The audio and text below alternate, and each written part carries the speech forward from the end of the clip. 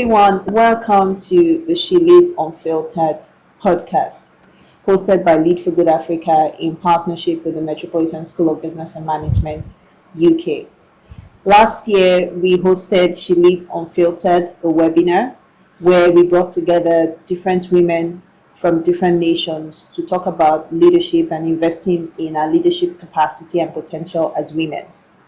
This year, as part of our efforts to accelerate action in alignment with the International Women's Day theme for 2025, we decided to bring together 8 powerful women from different sectors to talk about leadership, to talk about investing in our capacity and potential as people, and practical ways through which we can contribute to our collective prosperity and progress as a continent. This project was designed by us at Lead for Good Africa, and we are a leadership development and skill empowerment social enterprise with a vision to invest in people, to improve human capital development, and to accelerate the implementation of the SDG goals for our collective progress as a people.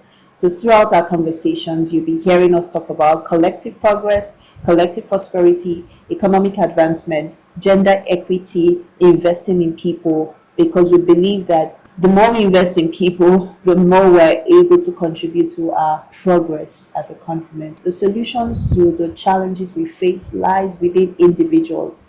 And for us as an organization, we're doing our own work of investing in people through leadership development, through skill empowerment, through entrepreneurial training, through vocational training. And we're so grateful to have the support of the Metropolitan School of Business and Management, UK, who have given us discounted access to courses from UK certified institutions for the benefit of young people and women who don't have access typically to quality education. Our goal is to democratize access so that more people can be educated and empowered to make progress in their own life and to contribute to our collective prosperity as a continent.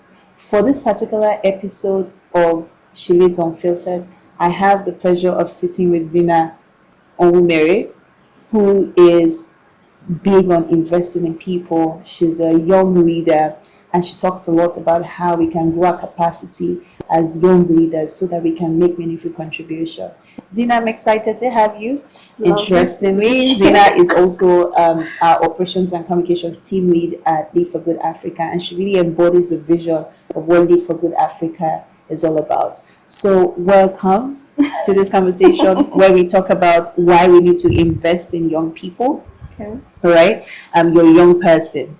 And you know the capacity of young people and the ability of young people to actually contribute to economic growth, economic development. You've seen it firsthand, right? Mm-hmm. I want you to speak about how you've experienced and how you've seen the power of education investment transform the mind of a person, and why that mindset renewal is important to be able to overcome poverty and make meaningful contribution to our lives. I know it's a packed question, but I think that once you start speaking to it, you break it down. Okay. First of all, thank you. It's an honor to be here. So yes, the question is very packed, but I think I'd like to break it down. So witnessing young people go through the journey of transformation through education has been very mind-blowing, because I've gotten to see and I've gotten to understand the benefits of what I like to call awareness. Right. First, I would like to also say education is not just limited to learning a course and is not also limited to the 4 corners of the room. I'd like to establish that. I think education is very vast, and also, even knowing yourself, being aware of yourself is also still under part of education. But, yeah. So I've seen young people become aware of who they are and what they carry. And I've seen it span across people from different dimensions, right. The rich, the middle class, because we've worked with this amount of people. So why do we need to invest in young people? First, our population is largely made up of two demographics, youths and women. You know, that's one of the major reasons. And when we begin to invest in young people and help their minds and help them understand that, help them see or realize their potential, you know, it would really go a long way in helping us grow in Africa. Yes. You know, it would really help us go a long way. People are talented, but I think the major problem is that they don't really know what they carry. They don't really know who they are. They don't have this sense of focus. They are carried away by what they see on social media. You know, most of them are not even in school. Most of them are just there. So when we start to make a conscious effort in bringing all the pieces together and starting from the roots, which is their mind and their self-awareness, helping them know that they are an important part. God bless you. An important part of everything that is going on in the nation, you know, and helping them find their feet. It would really go a long way for young people. This is the reason why investing in young people it's good. It's very important. It's key. And I'm going to ask you to speak about one of our projects, the Youth Can Lead project, right? Which we have implemented in commemoration of International Youth Day, and also to speak to our Take the Lead training program. I'm asking you to speak to the Youth Can Lead project because we've worked with young people from universities and we've had a leadership development training program for them, and their testimonies and success stories of what's just been in a room where the pieces are being put together by people who have gone ahead of you, have done to the mindsets of some of the individuals who have heard us, right? So in the course of working on some of those projects, what are the challenges you've seen that young people experience, and the solutions that Youth Can Lead created? So, you know, Youth Can Lead, you did Youth Can Lead, you ran with it. You know, you worked with different universities in the south, in the southwest, you know, from the north, from the east. You saw we spoke about some of the challenges, you know, with the young people and our solutions. So I want you to speak to the challenges we've observed and then the solutions that we have created through these programs and platforms. Okay, so one of the first challenge that I noticed amongst the young people, particularly those in the university, is there's a lack of authenticity, right? And let me try to break that down. When I say lack of authenticity, I'm talking about many of them don't really know who they are. Many of them don't even know what they carry. Many of them are a bit lost and drawn to different parts because of what they see. Many of them don't know what they embody, and they feel lost. They don't even have that sense of guidance. You know, it's like they're just following a straight line, and what every other person says they should do, that's what they do. You know, most of them don't even like to ask the question why. You know, and you will see, and I would say, like, there are different groups of people, right? I've also noticed that in the university level, these groups of people, it's more or less like there are some people that they have questions to ask, but there is nobody to attend to their questions and their confusion, so they lack clarity. And on another hand, there are some people that they just go with the flow, and they be like, oh, after university, that's it. I will meet my uncle for connection. I will do this. I will do that, right? So what Youth Can Lead did was we were able to strike that balance, you know, by bringing in people that have walked their paths. And I really believe that conversations is one of the most underrated form of education. So good. You know, when you sit down to have conversations with people, and not just any type of conversation, no, meaningful conversations with people, you would see a shift in their their perceptions, their ideologies. And that's also how influence happens. You see people in hostel, they get influenced by conversations, chit chat. You don't know, so people be like, they'll laugh. laugh it off, but you don't know that has done something in the minds of these people. So that's what Youth Can Lead did, and that's what is doing basically. These conversations trigger, it spikes the chords in these two different kinds of people, and you will see those on the first hand asking the right questions. They come up to ask questions. Oh, how can I do this? How can I do that? And then they're able to get a sense of clarity. And you see other people that are just on the straight line. You see them being woken up to know that, oh, okay, yes, my life is literally in my hands. Yeah. I don't need to wait till I finish school. Yeah. I don't need to wait till I don't need to depend on an uncle. I don't need to do this. I don't need to. My life is literally, my decisions actually determine my outcomes. So that's what Youth Can Lead does. And that's the transformation in the minds of young people that the program it's very mind-blowing actually to see, seeing people go from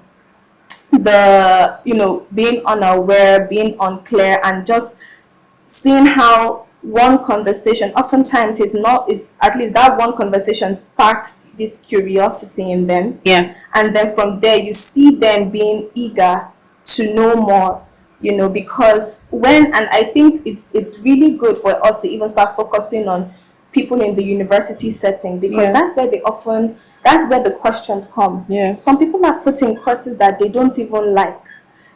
Some people are put in departments that they're like, some people are like, what am I doing? What is this? And then social media is actually not even making things easy, and in this generation where everything is quick, everybody wants everything fast, it's putting more pressure on them, so we need to start setting the narrative to these young people and telling them that it's not a destination, it's a journey, that you need to put the intentional work of understanding who you are. You need to put the intentional work of getting the right information, knowing that, see, there are some decisions I need to make. I need to wake up and I need to put in the work, and also knowing that there is beauty in growth. There is beauty in the process. It doesn't have to be sharp. Life is not if you see, there's this analogy that Apostle Joseph someone used to say, that if you see a seed, if you plant a mango seed and you come back tomorrow and it has grown To become a tree. bearing mango fruit, will you eat that mango? And then will you eat it? If you'll be scared, you'll be like, this is abnormal, because it's not possible. It's not all that glitter that's gold. And I think that's what young people need to wake up to. There is a difference between appearance and reality. So we need to start smelling the coffee, and we need to smell the coffee and wake up. I love what you just said, that there's a difference between appearance and reality. And you spoke about how young people need to invest in themselves, ask the right questions. And I know that one of the things that our Take the Lead training program has done is to provide a platform for young people to ask the right questions. We recognize the gaps in our educational system, right? And we see the skill mismatch. Based on the reports, by 2050, Africa will have the most young population in the world, with Nigeria taking the lead, which means that we need to ramp up our efforts when it comes to education, when it comes to training, when it comes to empowering our young people with the skills that they need to thrive in the future and to live productive lives, fulfill their potential, and contribute to our collective prosperity. So programs like Youth Can Lead, programs like Take the Lead, programs like our current partnership with the 𝗵𝗲 UK institution is all geared towards supporting young people, empowering them to be able to thrive for our collective progress. Because when we invest in young people, when we invest in women as well, we're investing in our progress. We're investing in the next generation, and it's something that more organizations need to start thinking about as we all work towards the future we desire and the reality we desire. Let's talk about embracing the process of growth. You said there's beauty in growth, and I want us to conclude with that thought. there's with the instant gratification, right? People just want instant gratification. I start my career today as a young person. I expect to be able to fly around the world, do one thing, Like business. 3 months. Yeah, in 3 months, see what is, let's speak about just embracing the process and delayed gratification, because that will save a lot of young people the pressure that they currently go through. Okay, so what I would like to add to that is that there is beauty in process, right? When we say process, it doesn't mean that things are going to be. I know people say things are not going to be all that easy. It also does not mean that things are going to be all that hard. But good things take time, Truth is, it's not every good thing. Good things don't come easy. So when we focus our mind on being patient, when we focus our mind on investing in ourselves and our capabilities during that process of growth, we would just be so in fact, the results are just going to be so mind-blowing. And I also believe that to remove this mentality of instant gratification, we need to master the art of focus. Right. Yeah, we need to this generation, if we don't get it right with our young people mastering the art of focus, we're going to miss it. Our young people are a gold mine, like a gold mine. Only if we just settle down and go through the process. And this process I'm talking about is that process of self-discovery, self-awareness, self-discovery, self-development, self-governance, mindset. In fact, investing in your mindset is one of the best things you would ever do to yourself as a young person, because it's going to be one of the guiding points in your life. Understanding, what your values are, understanding boundaries, those are part of the process, that we're talking about. When you take that time to do the deep work within yourself, you will see how it will reflect in everything around you. You'll be able to know what suits you and what doesn't. You'll be able to read materials that gives you different keys and different principles to life. You'll be able to you'll be able to know who to associate with. You'll be able to you'll be able to understand what to do and what not to do with your life. So that's the process that we're talking about. Even if you want to start a business as a young person, it's still part of the process. One of the first things you do is to go and learn, go and settle down. Like it's not sharp. So these are stages to this process that I'm talking about. When you sit down and you commit to it, and that's the focus aspect. Being committed, you commit to doing better. You commit to and making sure that not that you go and make sure that yes, I'm going to change myself. I'm going to commit to the aspect of transformation, and you're not go on TikTok and you not see somebody with Birkin bag and not like chai. Is there if I no like that? Yes. No, you have already spot the whole thing. No, it's you taking your time and be like, I need to work on myself, develop myself so that I can build something worthwhile, that would get me to where I want to be. And you would even know what you want to be in that process, more of what you want to be in that process.